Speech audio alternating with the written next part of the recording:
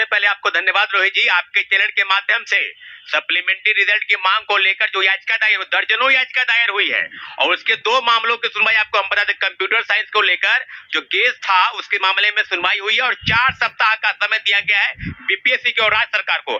स्पष्ट तौर पर आपको जवाब बताना है कि जब सीटें खाली रख दी गई और उसको बचाकर सेकेंड फेज और सेकेंड फेज को बचाकर थर्ड फेज, तो ये किस प्रकार का न्याय है। तमाम कैटेगरी के लोग 1 to 5 से लेकर आगे बढ़ते गए और निश्चित रूप से सप्लीमेंट्री रिजल्ट के नाम पर जो धोखा और षड्यंत्र बीपीएससी और शिक्षा विभाग ने किया, सब मामलों पर माननीय उच्च न्यायालय के शरण में हम लोग गए हैं और सारे मामलों पर अप टू डेट सुनवाई हो रही है। आज भी सुनवाई होगी उर्दू को लेकर, और उर्दू को लेकर जो जजमेंट आएगा आपको हम बताते चले कि निश्चित रूप से वो जजमेंट छात्रों के पक्ष में आएगा। हम लोगों ने जो मांग किया था कि सप्लीमेंट्री सिर्फ सप्लीमेंट्री के बाद जो धोखा हुआ, मात्र 2700 रिजल्ट जारी हुआ, तो अब जाहिर सी बात है कि टीआरई 2 में भी याचिका दायर होने की तैयारी में है और हम लोग तैयारी कर चुके हैं। निश्चित रूप से सारे मामलों पर कोर्ट में याचिका दायर कीजिए। हाँ, कोर्ट में मंडे को कोर्ट में याचिका सप्लीमेंट्री रिजल्ट सोमवार को दायर हो जाएगा, क्योंकि आपके कथनानुसार जो 4700 पद पहले फेज में और 14,700 शिक्षा विभाग से सूची जाने के बाद उसको रोका गया। तो अब कहने की कोई जरूरत नहीं है, सारे मामलों पर सरकार को सुनवाई करनी थी, पर सरकार ने जो लीपापोती किया, पहले महागठबंधन की सरकार, उसके बाद एनडीए की सरकार, तो कहने की क्या जरूरत है। शिक्षक अभ्यर्थी जान चुके हैं, पूरा भंडाफोड़ हो चुका है टीआरई में। सबूत क्या, सबूत की बात करते हैं कि मेरे पास सबूत है, 1 2 का क्या सबूत है? बिल्कुल सबूत है, वही सबूत तो बात है ना कि आपने जो चिट्ठी निकाला, आपने जो फर्जीवाड़ा किया, सारे शिक्षक अभ्यर्थी कई जगह पर डॉक्यूमेंट का वेरिफिकेशन कराने के बाद फरार हो चुके हैं। जो आपने कहा उसी के तथ्यानुसार सारे मामले, कोर्ट कोई अंधा थोड़ी है, यहाँ पर लोगों को कहना है कि हम जो कहेंगे वही सत्य है।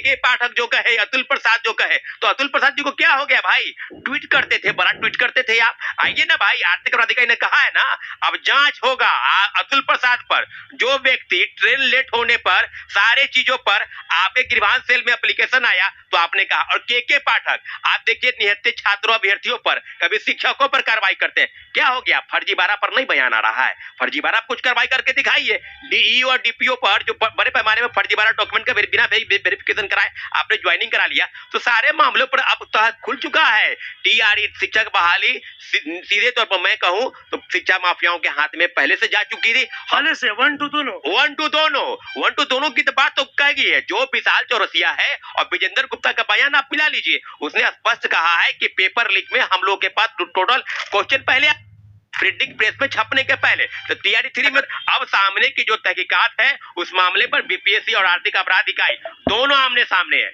आर्थिक अपराध इकाई ने पहले कहा कि जांच के बिंदु पर बीपीएससी है, बीपीएससी के पूर्व चेयरमैन है, अध्यक्ष है, कर्मचारी है, सब है, तो फिर कैसे आगे। अच्छा सौरभ जी, ये बात करेंगे कि टीआरई 3.0 परीक्षा रद्द हुआ, कहां तक जांच पहुंचा है, कुछ जानकारी? देखिए, निश्चित रूप से हमने आपको कहा था 5-6 दिन पहले कि आर्थिक अपराध इकाई को जो मुख्य सरगना है वो बीपीएससी के पूर्व चेयरमैन अतुल प्रसाद है। उन्हीं के रहते हुए टीआरई 1 और टीआरई 2 में बड़े पैमाने पर फर्जीवाड़ा हुआ। तो अतुल प्रसाद जी नहीं है? अतुल प्रसाद जी से पूछताछ होगी ना, वो जांच जो है टीआरई 1 से लेकर टीआरई 2 तक होगी। तीसरे पेज की बहाली पर सारे जांचों पर उन्होंने कहा है कि 1 to 1 सबसे सवाल किया गया है। अभी जो छापेमारी चल रही है उत्तर प्रदेश के तमाम राज्यों में चल रही है, उत्तर प्रदेश तमाम जिलों में चल रही है, कोलकाता भी जाएगी पुलिस, और निश्चित रूप से बिहार में आप बताइए 90 फीट पर एक सेंटर बना हुआ था जहां सेटिंग गेटिंग के तहत लोगों को प्रश्न पत्र मुहैया कराया। ट्रेन क्यों लेट हुआ, इसके पीछे तर्क है, आपने हिंदी भाषा की अर्थ को समाप्त किया, उसके पीछे कारण था कि जो रट कर जो ट्रेन आ रही थी और तूफान की वजह से लेट हो गया। तो सारे मामलों पर अतुल प्रसाद जी बयान देंगे। अतुल प्रसाद जी से पूछताछ क्यों नहीं होनी चाहिए। टीआरई 1 और टीआरई 2 में आपके रहते हुए पेपर लीक कैसे हुआ, पेपर उन लोगों के पास कैसे पहुंचा, क्या जानकारी सिर्फ आप ही को थी या प्रिंटिंग प्रेस में जो ब्लैकलिस्टेड कंपनी है उसको ठेका क्या पैसे लेकर दिया गया, क्या बीपीएससी के कर्मचारी और अध्यक्ष की भूमिका पर संदिग्धता नहीं है। निश्चित रूप से सीटों को बचाकर जो खेल खेला गया है और छात्रों अभ्यर्थियों को डराया गया। रोहित जी, आपको याद होगा कि सबसे पहले ग्रीवांस सेल में आपने जो एप्लीकेशन मंगाया था, 750 अभ्यर्थियों को आपने डिवार किया कि आप प्रतिबंधित है अगली परीक्षा में बैठने के लिए। वाह, उल्टे छात्रों पर प्रतिबंधित। आपने जो घोटाला और बड़े पैमाने में फर्जीवाड़ा किया उस पर आपको बयान नहीं आ रहा है। जाहिर सी बात है, हम लोगों को धारा 140 लगा था कि कोई भी शिक्षक अभ्यर्थी, कोई भी छात्र नेता बीपीएससी गेट पर प्रोटेस्ट ना करे। क्यों नहीं प्रोटेस्ट करे, आपके फर्जीवाड़ा पर हम चुप रहने वाले हैं। जाहिर सी बात है, आर्थिक अपराध इकाई जाहिर सी बात है दूध का दूध और पानी का पानी कर देगी।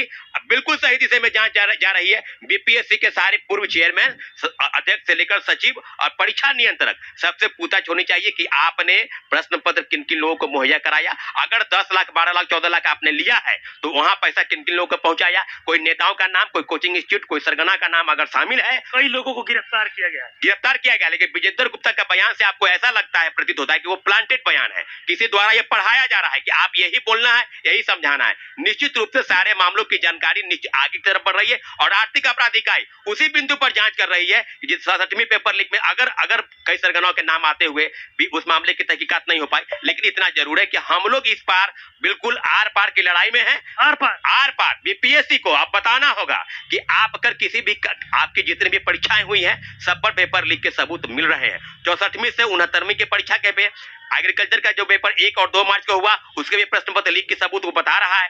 तो अब कोई अच्छा सौरभ जी, ये बताइए कि टीआरई 1 और 2 को लेकर आपने बताया कि सोमवार को याचिका दायर करेंगे। हाँ, तो कई ऐसे लोग थे जो नियुक्त हो गए, नौकरी भी कर रहे हैं। हाँ। अब उनकी नौकरी का क्या होगा? आप जाहिर सी बात है टीआरई 1 में जो संभावनाएं हैं, आप कंप्यूटर साइंस के आगे फैसले, उर्दू के फैसले आएंगे, 1 to 5 के फैसले भी जल्द ही आने वाले हैं। तो सब दर्जनों याचिका टीआरई 1 में दायर हो चुकी है। टीआरई 2 की याचिका जो है वो मंडे को दायर हो जाएगी।